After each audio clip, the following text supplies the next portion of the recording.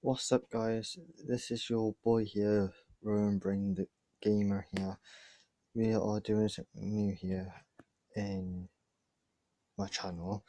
This is the AIRSOFT loadout, what I do with the game for repair to the game. Normally I take all this gear with me sometimes, but I don't take the boots. I take power trainers.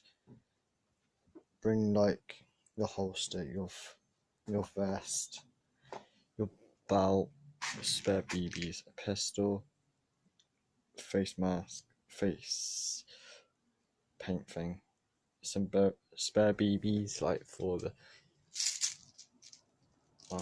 spare BBs. Oh. Okay.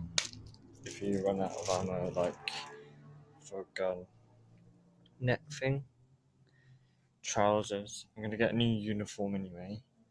Trousers and a t-shirt. Okay.